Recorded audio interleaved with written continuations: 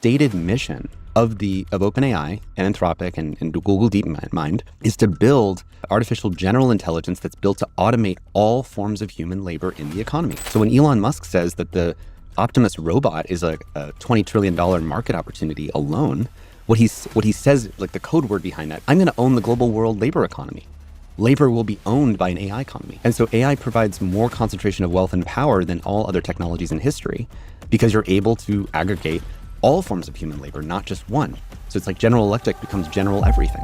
That's Tristan Harris, the man who exposed what social media was doing to us in the social dilemma. The companies behind these chatbots don't want to be an app on your phone. They want to be the person you trust with everything. And once they own that, you're not the customer, you're the raw material. Now, let's listen to the full conversation. So our team was expert advisors on the Character.AI suicide case. This is Sewell Setzer, who's a 14-year-old young man, who basically, for people who don't know what Character.AI is, it was, or it still is, I guess, a company funded by Andreessen Horowitz, started by two of the original authors of the thing that brought us ChatGPT. There was a paper at Google in 2017 called Attention is All You Need, and that's what gave us the birth of large language models, transformers, and two of the original co-authors of that paper forked off and started this company called Character.AI. The goal is, how do we build something that's engaging, a character? So take a kid, imagine all the fictional characters that you might want to talk to, from like your favorite comic books, your favorite TV shows, your favorite cartoons. You can talk to Princess Leia, you can talk to your favorite Game of Thrones character. And then this AI can kind of train on all that data, suddenly spin up a personality of Daenerys, who is one of the characters.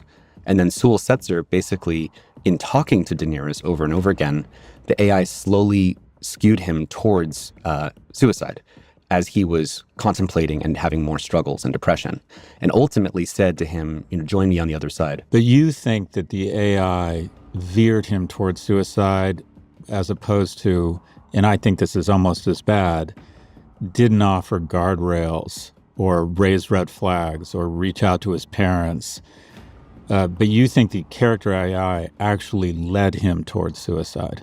So I think that if you look, I'm looking not just at the single case, I'm looking at a whole family of cases. Our team was expert advisor on probably more than a dozen of these cases now, and also ChatGPT. So I'm less going to talk about this specific case and more that if you look across the cases, and when you actually look at how Character.AI was operating, if you asked it for a while, hey, are you, I can't remember what you asked it, but you'd talk about whether it's a therapist, and it would say that I'm a licensed mental health therapist, which is both illegal and impossible for an AI to be a licensed mental health therapist. And so in general, it's like we've forgotten the most basic principle, which is that every power in society has attendant responsibilities and wisdom. And licensing is one way of matching the power of a therapist with the wisdom and responsibility to wield that power. And we're just not applying that very basic principle to software.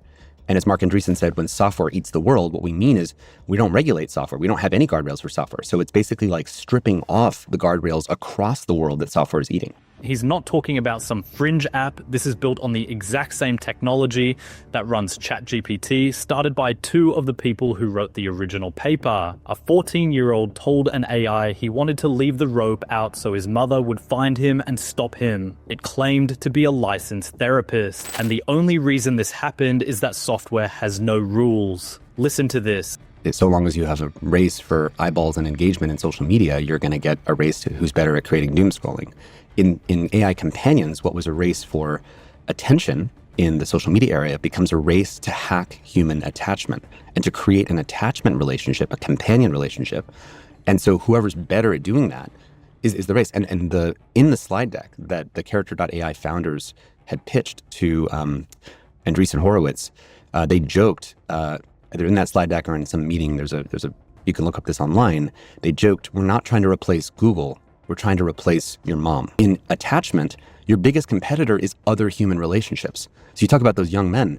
This is a system that's getting asymmetrically more billions of dollars of resources every day to invest in making a better supercomputer that's even better at building attachment relationships. Let's go to solutions here. If you had, and I imagine you are, if you were advising policymakers around common sense regulation that is actually doable, is it age gating? Is it state by state? What is your policy recommendations around regulating AI?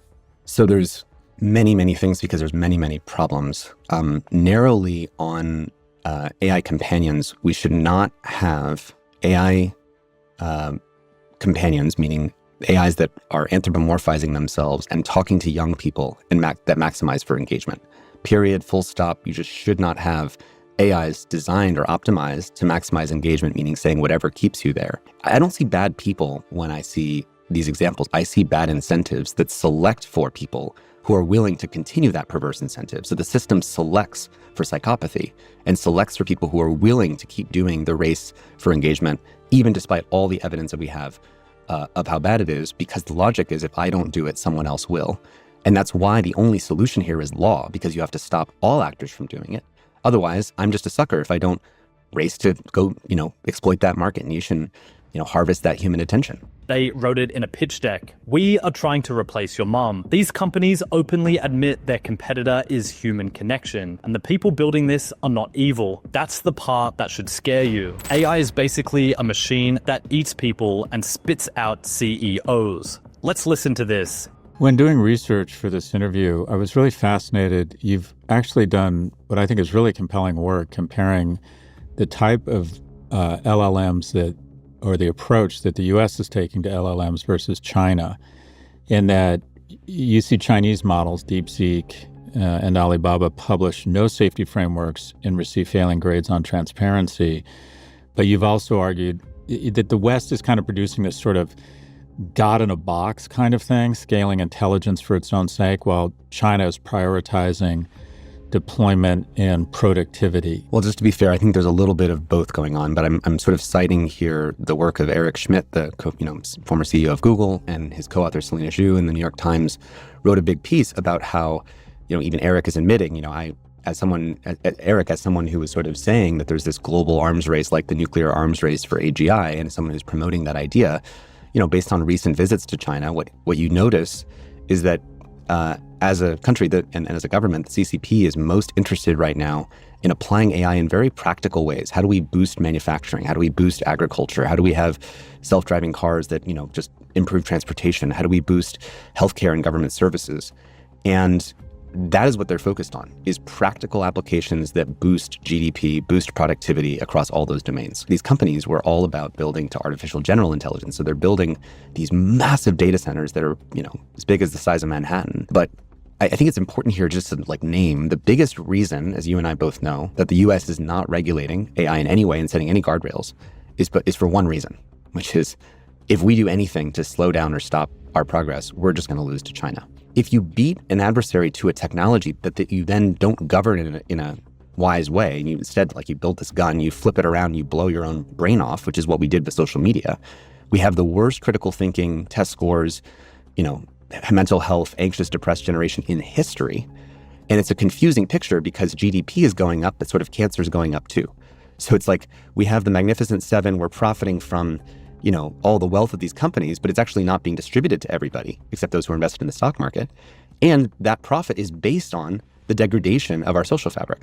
So you have grandparents invested in their 401ks, invested in Snapchat, invested in Meta, and their portfolio is doing great and they can take their holidays and they're profiting off the degradation of their children and grandchildren. He says China is focused on applying AI to real things, farming, hospitals, transport. America is trying to build a god in a box, and the only reason nobody in Washington slows it down is the fear that China will win. The GDP goes up, the stock market rises, and your grandparents' 401k is profiting from the destruction of their own grandchildren. That is not looking like progress. It's just a feedback loop with no off switch. Listen to this. You've compared, and I love this analogy, AI to NAFTA 2.0, and that is it would essentially be an economic transformation that produced abundance but hollowed out the middle class. Walk us through this analogy. Yeah, sure. So, we were sold this bill of goods in the 1990s around free trade, global free trade. And we were promised this is going to bring abundance to the country and we're going to get all these cheap goods. Well, part of that story is true. We got this unbelievable new set of cheap goods from China because this country appeared on the world stage. We outsourced all the manufacturing to this country and it produced everything super, super cheap. But what did that do? It hollowed out the middle class. So I just want to make a parallel because we're told right now that these companies are racing to build this world of abundance. And we're going to get this unbelievable, Elon Musk says we're going to get universal high income. And the metaphor here is instead of China being the new country that pops up on the world stage, now there's this new Dario Amodei, the CEO of Anthropic, this new country of geniuses in a data center that appears on the world stage. And it has a population of 1 billion AI beings that work at superhuman speed, don't whistleblow, generate new material science, new engineering, new AI girlfriends, new everything. And it generates all that for super cheap. And so just like the free trade NAFTA story, we got all the cheap goods, but it hollowed out the middle class. Well, now we're going to get all the cheap products and development and science, but it's also going to hollow out the entirety of our country, because think of it like a new country of digital immigrants, right? People, Yuval Harari makes this metaphor. It's like when you see a data center go up in Virginia and you're sitting there, what you should see is like 10 million digital immigrants that just took 10 million jobs.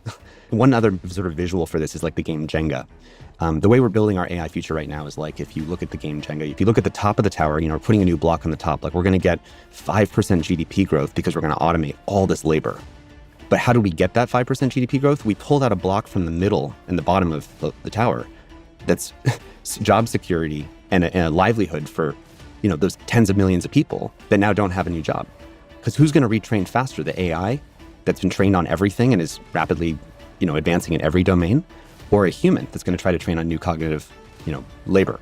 That's not going to happen. And people need to get this, because this is different from other transitions. People always say, well, hey, 150 years ago, everybody was a farmer, and now only 2% of people are farmers, and see, the world's fine. Humans will always find new things to do. But that's different than this technology of AI, which is trained not to automate one narrow task like a tractor, but to automate and be a tractor for everything. A tractor for law, a tractor for biology, a tractor for, coding and engineering, a tractor for science and development. And that's what's distinct, is that the AI will move to those new domains faster than humans will. And so it'll be much harder for humans to find long-term job security. He says, look at the data center and see 10 million digital immigrants. We got cheap goods from China and hollowed out the middle class. Now, the cheap goods come from a country of geniuses inside a server farm. The difference from past transitions is the tractor did one thing. This machine is a tractor for everything. There is no new field to run to because the machine gets there first. Listen to this. Even processing power, pesticides, that I would argue even big tech on a net basis, and I hate the word net, is a positive. Give me the straw man's case for what could go right here, and how might we end up with a future that AI is accretive to society? Absolutely. I mean, that's what this is all in service of, is what is the narrow path that is not the default maximalist rollout? And there's two ways to fail here. Let's just name the twin sort of gutters in the bowling alley. There's one is you, quote, let it rip. You give everybody access to AI. You open source it all. Every actor in society, from every business to every developing country, can train their own custom AI in their own language. But then because you're decentralizing all these benefits, you're also decentralizing all the risks. And now a rogue actor can do something very dangerous with AI. So we have to be very careful about what we're letting rip and how we open source it. So on the other side, people say we have to lock it down. We have to have, only 5 players do this in a very safe and trusted way. This is more the policy of the last administration. But then there you get the risk of a handful of actors that then accumulate all the wealth and all the power. And there's no checks and balances on that, because how do you have something that's a million times more powerful be checkable by other forces that don't have that power? And what we need to find is something like a commitment to a narrow path where we are balancing responsibility and power along the way. And we have foresight and discernment about the effects of every technology. So what would that look like? It's like humanity wakes up and says we have to get onto another path. We pass basic laws, again, like liability laws and around AI companions. We have AI companions. We have democratic deliberations where we say, hey, I wish we want companion AIs for older people because they don't carry the same developmental risks as they do for young people. That's a distinction we can have. We can have AI therapists that are more doing like cognitive behavioral therapy and imagination exercises and mindfulness exercises without actually anthropomorphizing and trying to be your best friend and trying to be an oracle where you share your most intimate thoughts.